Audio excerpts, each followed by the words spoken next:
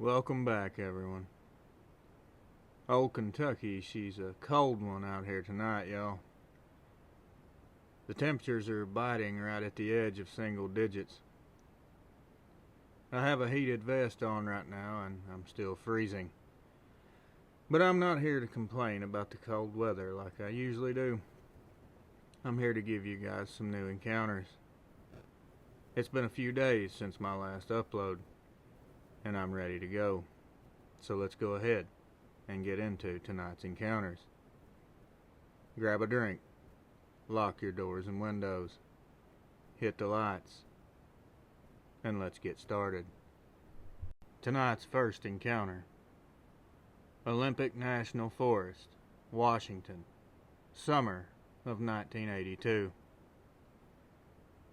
I was a much younger man then, working hard and spending my days in the woods of Washington. And those days we were clearing an area deep in the Olympic National Forest. And a place, it was remote that it felt like the trees themselves were holding in secrets. Our crew was tasked with carving out a new logging road. We worked long days, often returning to camp as the sun was dropping below the mountains. It started with the howls. At first we just dismissed them as wolves or coyotes, but something about the pitch was off. Lower, guttural, they almost sounded mournful in a weird way. It didn't happen every night, but it happened often enough that it became a topic of conversation around the fire. One evening I was driving back to camp by myself. The dirt road was pretty narrow. It was flanked by towering trees on both sides. Suddenly my truck stalled, the engine spitting and sputtering, and then it died. I cussed under my breath and climbed out to check under the hood. But before I could even had a chance to lift it, I heard movement coming from the left side of the road in the woods. My thoughts were directly pushed in the direction of a bear, as the sounds were coming from something that was pretty hefty. I could hear it snapping branches as it was making its way through. It was just dark enough at the time that I couldn't see into the trees without a light. I needed one to check under the hood anyway, so still trying to listen to this animal, whatever it was, I went back to the driver's side and grabbed the flashlight out of the seat. I wasn't about to stick my head under the hood and turn my back on whatever critter this was. The sounds were making their way past me, so I moved on back to the bed of the truck and flicked on the light.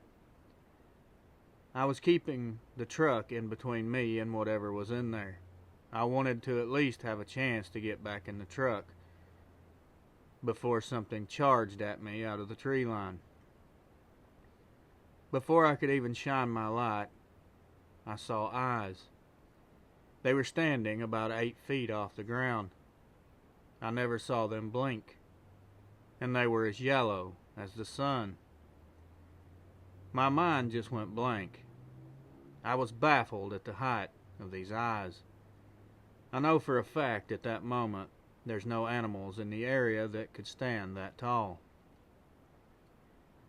It had to know I was there because my truck's loud, and I was not being quiet as I got out to check under the hood. If I could hear it moving, it definitely could hear me. And it damn sure did not seem to be frightened in the least bit. My first thought was a bear, like I said, but I knew at that time that there was no way, so I had no idea what I was about to see. I was hoping I wouldn't see anything at all. I was hoping that it would just pass on by and I could get my truck going and get back to camp. I had no firearms, I had no bear mace, I had nothing to protect myself with. We never really worried about the animals very much. Anyway, those yellow eyes just stood there, peeking out at me from behind a tree.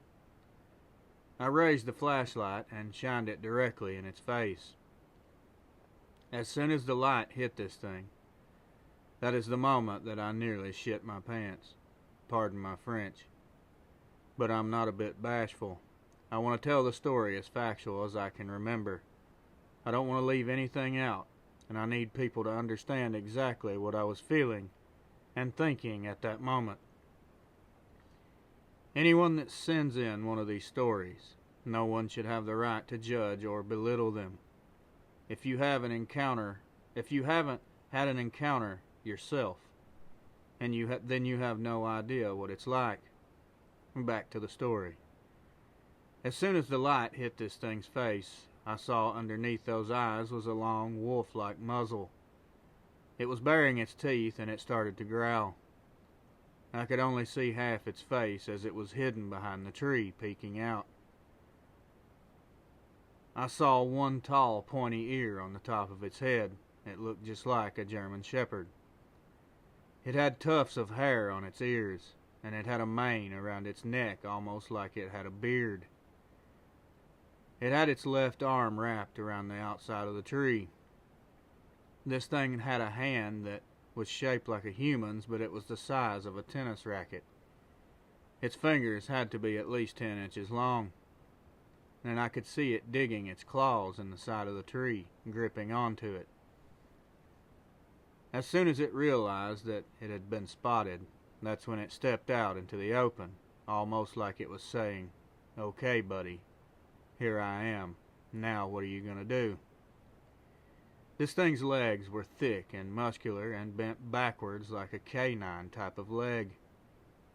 Its shoulders and chest also thick and muscular, and its waist, it tapered down really skinny. Its torso was shaped like a wedge. It was solid gray.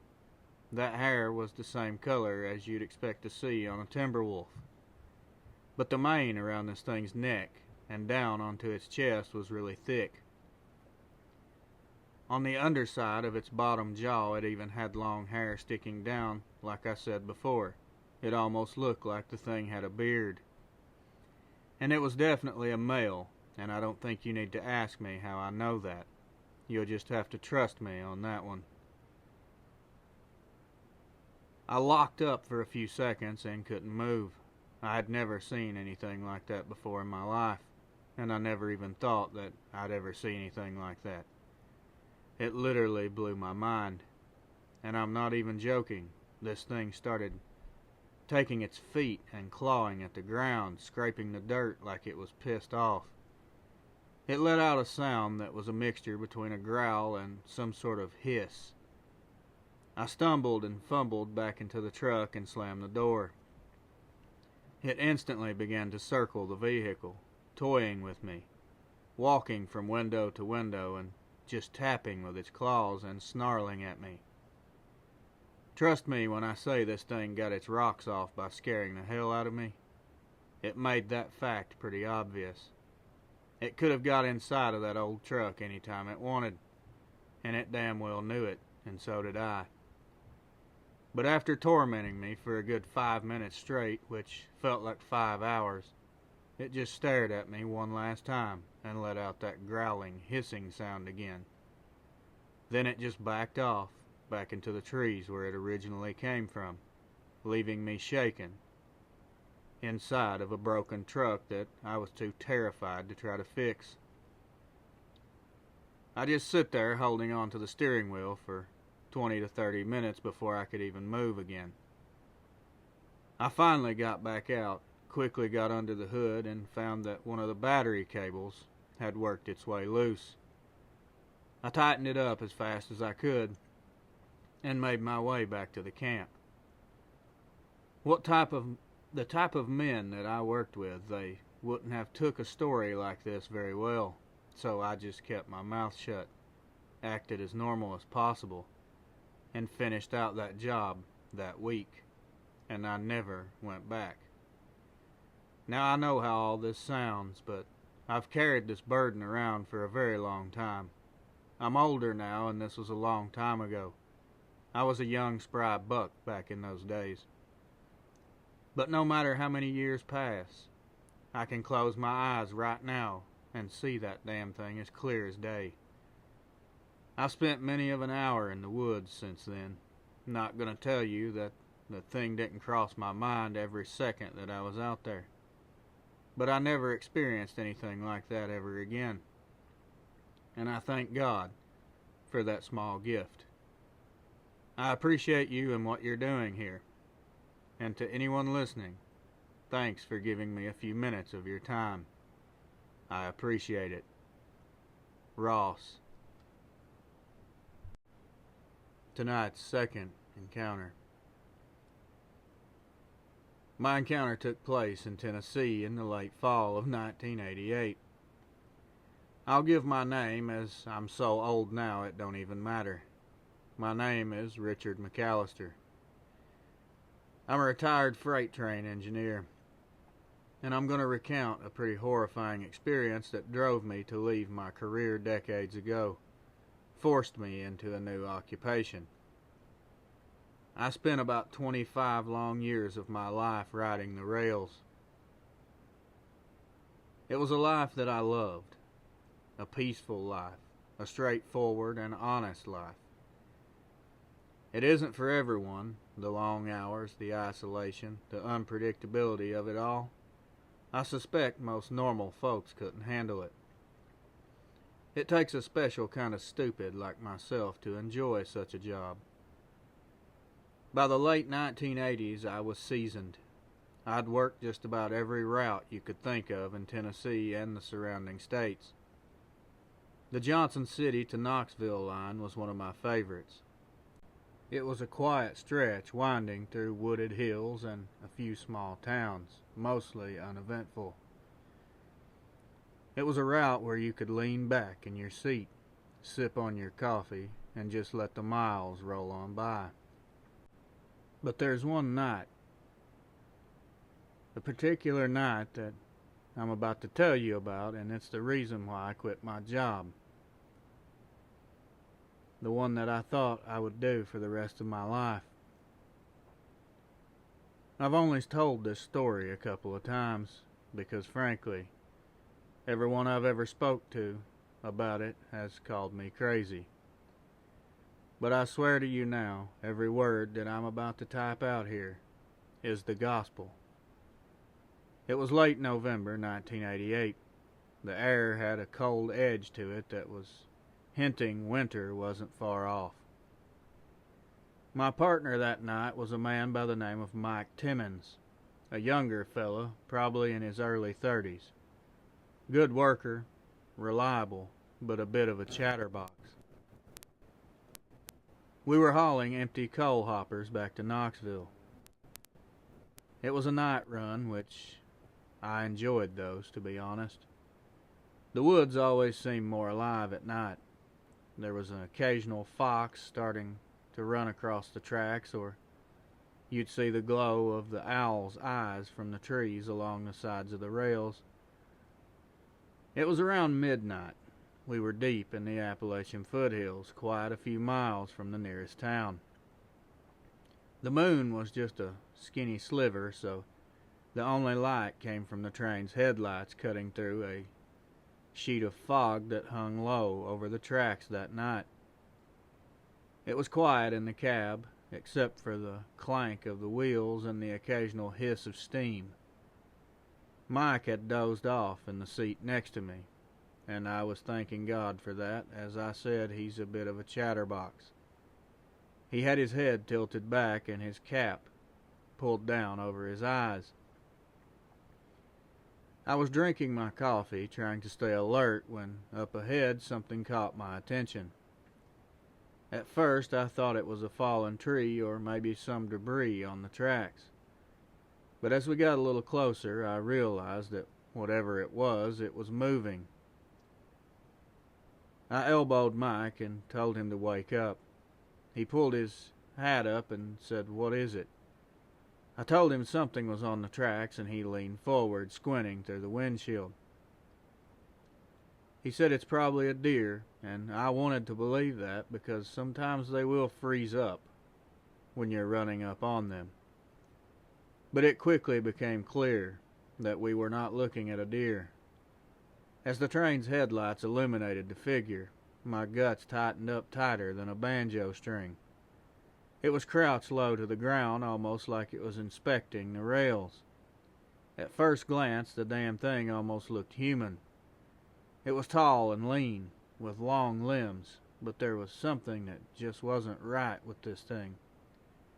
Its movements were twitchy and fast. I heard another episode of yours where someone said its movements were unnatural, that it looked like a puppet being pulled on strings. That hits the nail on the head. I couldn't explain it any better. I hit the horn, 2 long blasts that echoed through the trees. The thing didn't budge. It didn't move a muscle. It just stood right there, hunched over, had its back turned to us the entire time. I remember Mike saying, "Jesus, what the hell is that?" I had no clue what it was. But I did know that it wasn't even attempting to move. So I had my hand hovering over the brake lever. I didn't want to hit this thing. It was way too big. So I slowed the train, which is not a simple thing to do. It's not like hitting the brakes in a car. With that much weight behind us, stopping takes quite a bit of time.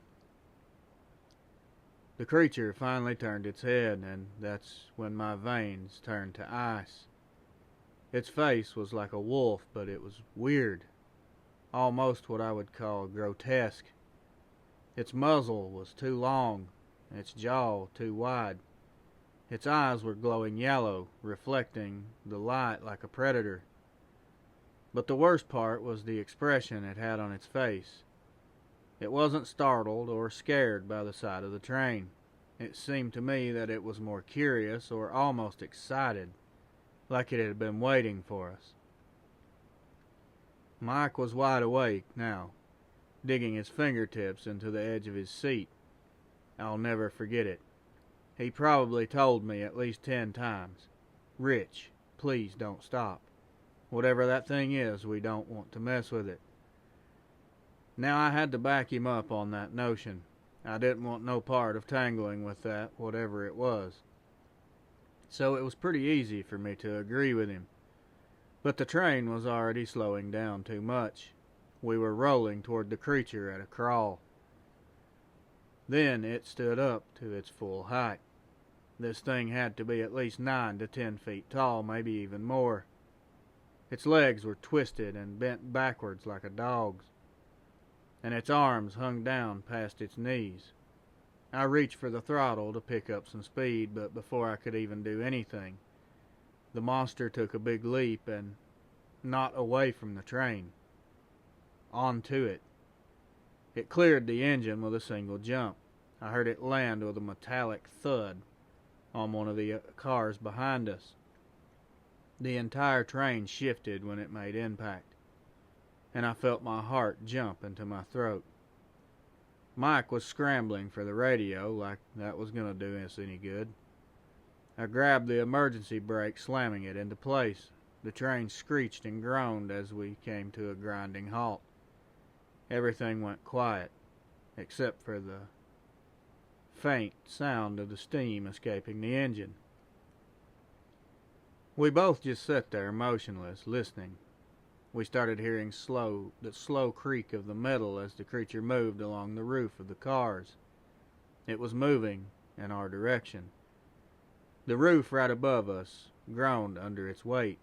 Then there was a loud clank as it dropped down onto the walkway beside the cab. I didn't want to look. Every single bone in my body told me to keep my eyes forward and pray. Pray until this thing goes away. I had a feeling, after seeing this thing, that it crawled straight out of the pits of hell, and I'm almost certain that it did, and it would be hard to convince me otherwise. But I just couldn't help myself. If it was gonna take me, I would at least want to look in its eyes when it did it.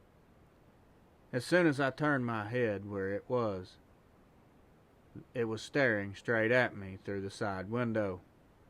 Its face was a few inches from the glass, its breath fogging up the pane.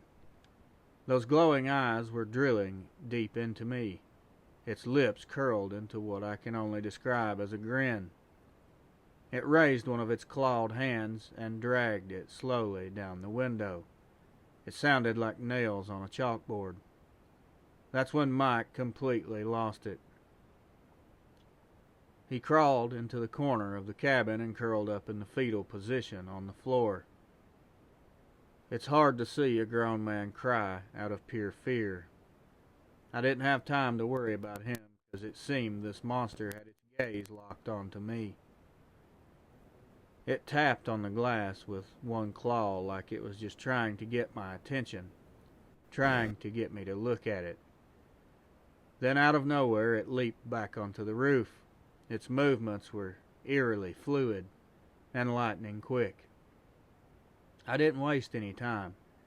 I hit the throttle, pushing the engine to its limits. The train lurched forward, the cars rattling as we picked up speed. I could still hear it moving above me. I could hear its claws scraping against the metal, but I wasn't about to stop again. Eventually, all the noises faded, and by the time we reached Knoxville, the creature was nowhere to be seen or heard. Now, I won't go back too much into the aftermath or the nightmares I've had for years. I will tell you that Mike never came back to work after that night, and neither did I. We both filed reports, but the company dismissed all that we told them and wrote it down as a wild animal encounter.